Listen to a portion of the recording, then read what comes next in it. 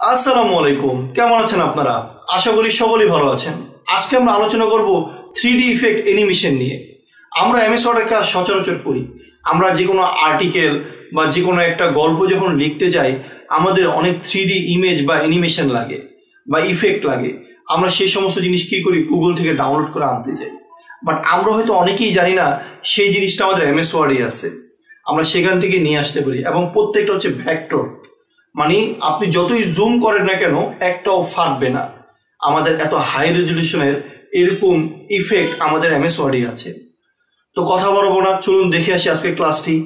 আপনি যদি আমার চ্যানেলে প্রথম হয়ে থাকুন, আগে শিখুন। আপনি শিখলে আমি খুশি, সাবস্ক্রাইব পরে করলেও হবে। স্টুডেন্ট ভিলেজের পক্ষ থেকে আমি স্যামি আপনাদের সাথে আছি। চলুন আজকের ক্লাসটি শুরু করা যায়। সরাসরি আমরা স্ক্রিনে চলে আসলাম। আমরা মাইক্রোসফট ওয়ার্ড ডকুমেন্ট ওপেন করি, ব্ল্যাঙ্ক ডকুমেন্ট। আচ্ছা, আমাদের ফাইলটা ওপেন হয়ে গেছে। আমরা এখন যেহেতু আমরা 3D ইফেক্ট অ্যানিমেশন শিখব, তার জন্য সর্বপ্রথম ইনসার্টে যাব। ইনসার্টে যাওয়ার পর আমরা এখানে দেখব তৃতীয় স্টেপে ইলিস্ট্রেশন, এটার উপরে আছে আমাদের 3D মডেল, এই যে লেখাটা, ঠিক আছে। এই 3D এখানে গিয়ে আমরা কি করব, আমরা এই যে স্টক 3D মডেল এখানে আমরা ক্লিক করব, ঠিক আছে। এখন অনেকে প্রশ্ন করতেই পারে তার উপরেরটা কি।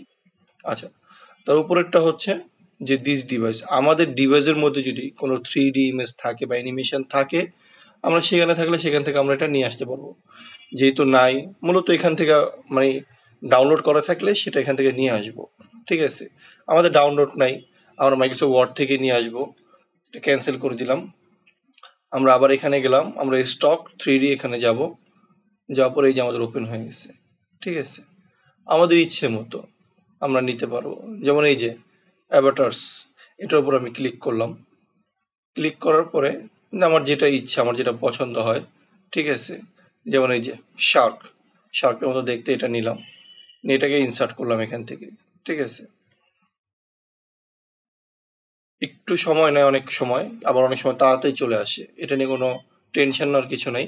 তো আমরা এই কোনায় লেখে আমরা যদি শিফটটা প্রেস করে টান দিই, বড় হবে, মানে সব দিকে সমান রেখে। বাট একটা জিনিস এখানে খেয়াল করা যায় যে অন্য অন্য ইমেজ যখন আমরা জুম করি তখন কিন্তু সেটা ফেটে যায়, বাট এই ইমেজটা ফেটে যাওয়ার কোনো সম্ভাবনা নেই, ঠিক আছে। একটু জুম করি, যেমন আমি কন্ট্রোল প্রেস করে একটু জুম করি, এই যে এটা কিন্তু ফাটবে না, ঠিক আগের মতো এটা, ঠিক আছে, যেরকম কালার যেরকম আছে, ঠিক আছে। আচ্ছা, আরেকটা বিষয় হচ্ছে এই ইমেজটা যখন আমরা এখানে আনবো, এখানে আনার পরে আমরা এই যে মাঝে একটা পয়েন্ট দেখতেছি, ঠিক আছে, একটু ছোট করে নিই ইমেজটা। এই মাঝের পয়েন্টের উপর আমরা, হ্যাঁ, মাউসের পয়েন্টটা নিয়ে গিয়ে যদি আমরা প্রেস করে মুভ করি এবং মুভ করবে, ঠিক আছে। যেমন দেখা যায় আমরা কি হয়, যেমন অনেক সময় আর্টিকেল লিখি, আর্টিকেল লেখার সময় যে কোনো একটা সাবজেক্ট নিয়ে যখন আর্টিকেল লিখি, ওই সাবজেক্টের একটা ইমেজ আমাদের প্রয়োজন পড়ে। আমরা গুগলে যাই, ঠিক আছে, বাট সেরকম ইমেজ পাই না, ঠিক আছে। তো এখান থেকে কিন্তু আমরা সেরকম ইমেজ পাচ্ছি, প্লাস আমরা কি করতে পারতাছি, সেগুলোকে ইচ্ছে মতো মুভ করাতে পারছি।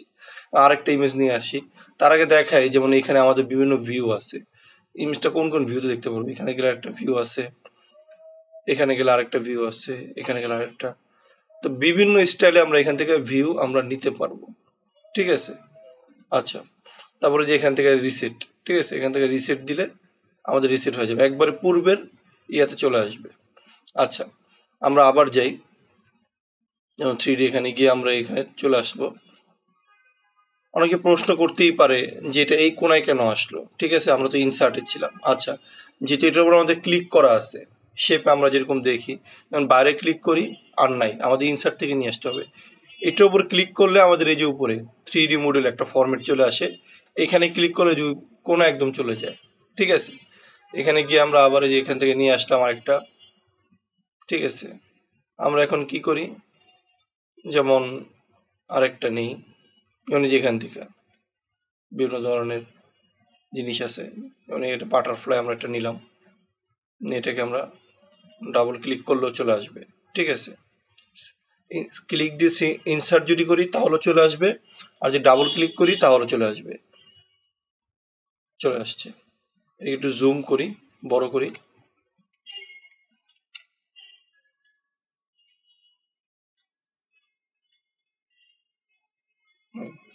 এটাকে আমরা মুভ করব, ঠিক আছে। যদি আমরা রিসেট দিই, যেমন এখানে আমরা ক্লিক করলাম, এখানে গিয়ে যে রিসেট দিই, এটা কিন্তু বোঝা যাচ্ছে না আসলে এটা কি, মাছি মনে হচ্ছে, জাস্ট একটা মাছির মতো লাগতেছে, ঠিক আছে না? বাট যখন এটার উপর আমরা ক্লিক করে একটু মুভ করে দিব উপরের দিকে, ঠিক আছে, এখন কিন্তু পুরো লুকটাই চেঞ্জ হয়ে গেছে আমাদের, ঠিক আছে। আচ্ছা, এটাকে আমরা সাইডে রাখি, এখানে রাখলাম, ঠিক আছে, এটাকে আমরা সাইডে রাখি। আচ্ছা, তারপর আমরা আরেকটা ডিজাইন নিয়ে আসি। আমরা যে 3D এখানে যাব, গিয়ে স্টকে ক্লিক করে যাই। এবার আমরা কি করি, একটা লেটার নিয়ে আসি, ঠিক আছে। এর বিভিন্ন লেটারের মানে ইমেজ আছে, ডিজাইন আছে, ঠিক আছে, আমাদের যেরকম ইচ্ছে আর কি। মানে যে ভি এটা নিলাম, আমরা ক্লিক করে ইনসার্ট করলাম, চলে আসছে। মাঝে মাঝে একটু সময় নিবে, আবার মাঝে মাঝে কম সময় নিবে, ঠিক আছে। সেটা ইমেজের উপর বা আমাদের যে ইমেজটা নিয়ে আসতেছি অ্যানিমেশন, এটার উপর ডিপেন্ড করে, ঠিক আছে। যেমন এখান থেকে আমরা এটা মুভ করাতে পারবো। আশা করি মোটামুটি সবারই বুঝে আসছে অ্যাকচুয়ালি আমরা এখান থেকে কি করতে পারবো বা কি কি কাজ করা যায়, ঠিক আছে। যেমন আরেকটা নিয়ে আসি এখানে, যেমন আরেকটা, যেমন এখান থেকে যেমন আমরা এই যেটা নিলাম টাইগার, এটা নিয়ে আসি,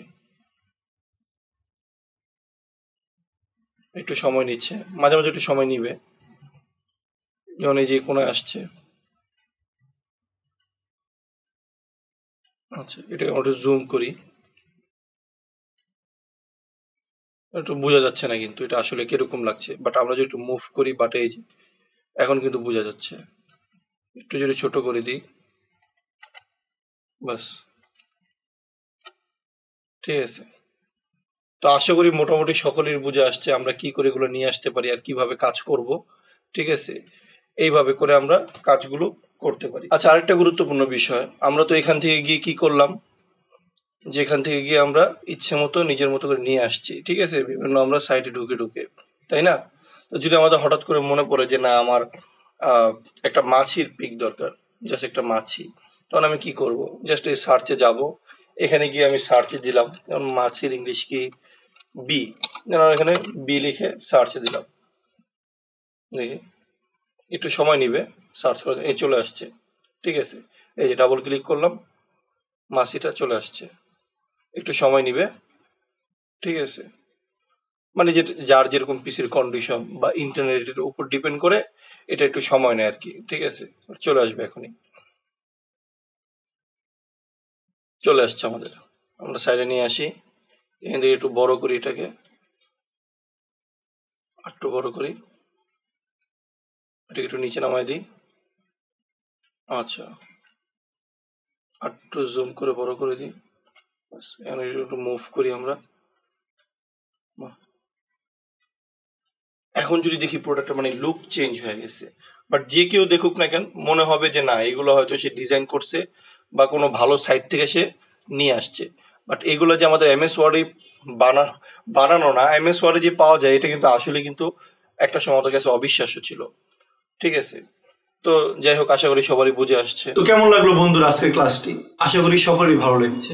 আমরা হয়তো অনেকে অবাক হয়ে গেছি আজকে দেখে যে কিভাবে একটা 3D ইফেক্ট অ্যানিমেশন আমরা এমএস ওয়ার্ডে নিয়ে আসতে পারি, এবং সেখান থেকে এমন অনেক দারুণ দারুণ জিনিস আমাদের এমএস ওয়ার্ডে রয়েছে যেটা হয়তো আমরা অনেকেই জানি না। যদি নতুন কোনো জিনিস জানতে ইচ্ছে হয় বা কোনো প্রশ্ন থাকে, অবশ্যই আমাকে কমেন্ট বক্সে জানাবেন, আমি আপনার সেই প্রশ্নের সমাধান দেওয়ার চেষ্টা করব। আজকে এই পর্যন্তই, ভালো থাকবেন, আসসালামু আলাইকুম।